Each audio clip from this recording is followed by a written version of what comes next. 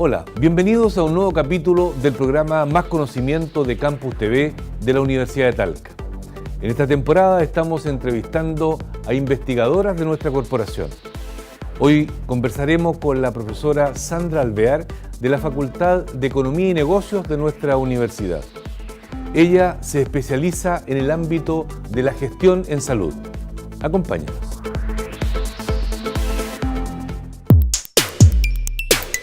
La doctora Sandra Alvear es contador público y auditor de la Universidad de Talca. Es doctora en Ciencias de la Educación del Conservatorio Nacional de Artes y Oficios en Francia. Actualmente se desempeña como profesora asistente de la Facultad de Economía y Negocios de la Universidad de Talca y además es la directora del Magíster en Gestión de Sistemas de Salud de la misma casa de estudios. Ha realizado investigaciones en el área de la contabilidad, costos, control de gestión y gestión en salud. Ha participado en más de 10 publicaciones y en diversos proyectos de investigación. Además, se ha desempeñado como profesora guía en diversas tesis de pregrado y posgrado.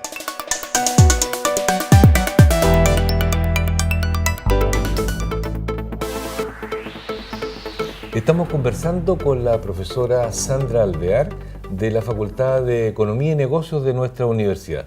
Gracias, Sandra, por aceptar nuestra invitación. Muchas gracias a ti por haberme invitado y a la universidad, por supuesto. Bien. Vamos a conversar en términos no de especialistas para que los telespectadores nos entiendan, ¿ok? Y tu ámbito de acción es, en el ámbito de la investigación me refiero, tú te has dedicado en los últimos años a trabajar en gestión de salud, gestión de hospitales, ¿ya? Sí. Investigando ese tema. Entonces, primero me gustaría que, para efectos de nuestros telespectadores, ¿qué defines por gestión en un hospital? El concepto de gestión. El concepto de gestión tiene que ver con, en primer lugar, lograr los objetivos de la organización, ¿ya? Y es importante con los otros, ¿ya? Y responsabilizándome por las decisiones o las acciones que acometen las otras personas. Y en términos genéricos, tú has trabajado fundamentalmente con hospitales de la región del Maule, sí, con datos, sí, conoces los hospitales de la región del Maule sí, en números. En términos generales, ¿cómo está la gestión de los hospitales del Maule? A ver, en primer lugar yo creo que yo te podría plantear cuáles son los desafíos de gestión que están enfrentando los hospitales, no solamente del Maule, sino que a nivel nacional. Y que se puede extrapolar a Chile. Exacto. Ya. Y esos desafíos, sin duda, están establecidos por los lineamientos que establece el Ministerio de Salud, ¿ya? Y específicamente tiene que ver con lo que es la planificación y el control de gestión a través de un sistema de monitoreo y evaluación de desempeño. De 3 productos que considera el MinSal que son estratégicos. El primero de ellos tiene que ver con las transferencias presupuestarias que se deben realizar a los servicios de salud y los servicios de salud a los respectivos hospitales. El segundo producto estratégico que considera el MinSal tiene que ver con el cumplimiento del Plan Auge, que tiene que ver el cumplimiento que se basa en las 80 patologías que actualmente están vigentes, que es un compromiso legal que se adquirió con la sociedad, y tiene que ver con el acceso, tiene que ver también con el cumplimiento o el apoyo financiero, la calidad en la prestación y la oportunidad en la entrega también de la prestación. Y el último, tiene que ver con el tercer producto, tiene que ver con la administración de los días de estada en los centros hospitalarios. Administración días de estada. Y a propósito de eso, así como casi paréntesis, ¿qué tal o cuál es tu percepción o qué datos tienes sobre esto de las listas de espera? Que, digámoslo, cada gobierno ofrece que va a disminuir las listas de espera en los hospitales, para cirugía especialmente y para otras atenciones de otras especialidades. Hay ciertas cifras y los gobiernos, de hecho, el actual ha prometido una disminución en la lista de espera. ¿Eso tiene solución? A ver, yo creo desde el punto de vista de la gestión. Yo creo que en el fondo lo que yo puedo plantear es que la solución va en función de las problemáticas o el conjunto de problemáticas que tienen que resolver los directores de hospitales, los directores de hospitales. Los directores de hospitales no solamente su focalización está en disminuir la lista de espera. O sea, la disminución de la lista de espera es la consecuencia de otras acciones de gestión que tienen que realizar. Por ejemplo, desde el punto de vista de la gestión, los directores de hospitales hoy día se ven superados por la contingencia. Y la contingencia tiene que ver con los recursos que ellos disponen para poder llevar a cabo o entregar esas prestaciones. Es decir, las transferencias que realizan los servicios de salud a los hospitales. Cada mes, y eso te puede plantear con evidencia, con un estudio que realicé con financiamiento de CONICIS, es decir, un proyecto FONIS, que demuestra que las patologías en los hospitales están subvaloradas en relación a las transferencias que realiza o a la valoración que realiza FONASA. Eso significa... Voy a hacer una traducción de eso. Es decir, FONASA, por ejemplo, le entrega 10.000 pesos por por un servicio y en circunstancia que eso tenía un costo de 15. Exacto, por darte algunos datos como mucho más precisos. En el año 2010 que yo realicé este estudio, un día cama de una unidad de cuidado intensivo para FONASA tenía un costo de 172.000 pesos.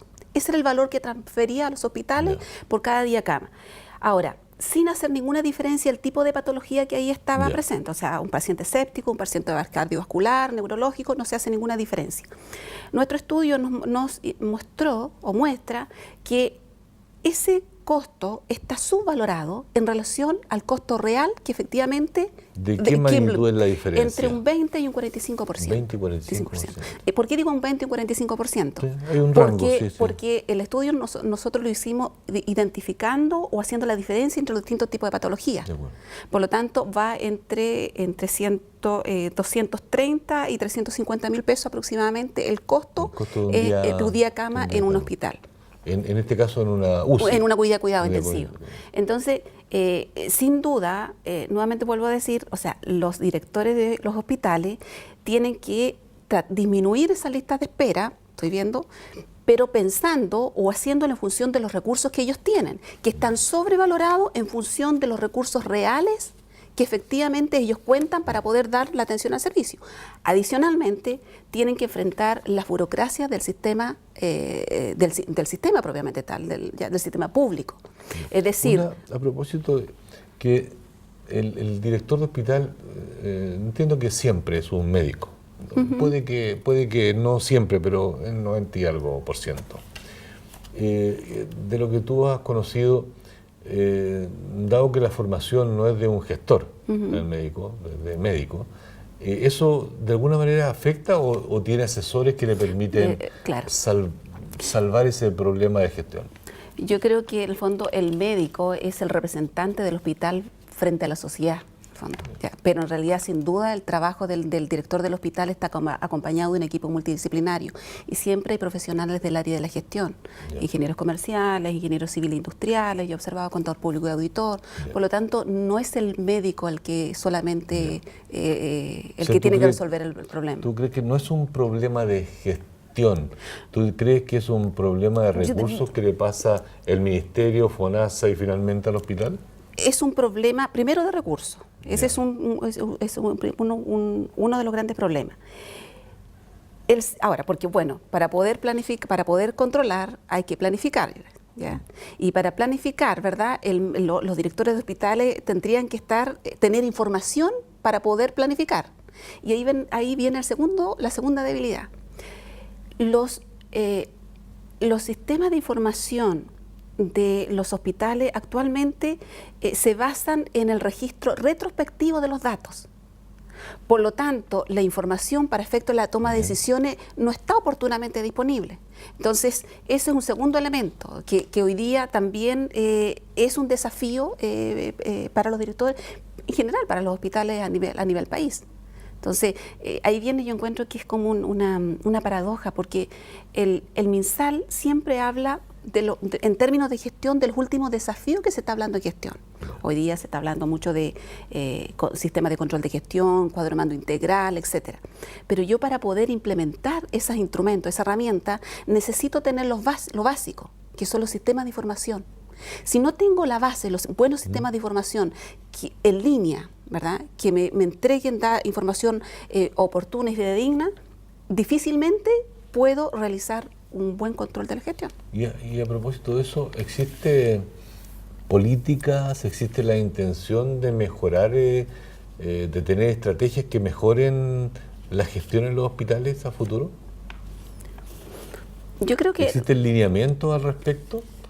¿O depende de lo que haga la intención de cada hospital? A ver, yo, en el fondo, si yo tuviese que mirarlo a nivel global, o sea, a nivel global, creo que el problema parte al momento que se implementan las políticas públicas que van en favor de la sociedad en su conjunto. ¿Por qué? Porque normalmente a nivel global se implementan las políticas públicas, se asignan los recursos, pero esa planificación no contempla la evaluación, que yo creo que es vital. Entonces, por lo tanto, los hospitales, por ejemplo, el plan Auge, lo tienen que implementar. Y distinta, por ejemplo, por darte algunos programas PACAM, ¿ya? Son programas que se tienen que implementar y que están por ley y que se han asignado los recursos, pero no existen recursos suficientes o no hay una unidad que se encargue de evaluar oportunamente o realizar un seguimiento a esas políticas públicas para poder tomar medidas correctivas cuando corresponde. Entonces, por ejemplo, el tema del plan Auge. El tema del plan Auge, sin duda, es un desafío, es una exigencia para los hospitales implementarlo. Pero mi pregunta es, ¿se han hecho algún estudio hoy día, no desde las universidades, sino que desde el MinSal, que permita evaluar el impacto, por ejemplo, del plan Auge en, no sé, por darte ejemplo, en la pobreza multidimensional a nivel país? ¿Ya? Entonces, no existe ese seguimiento.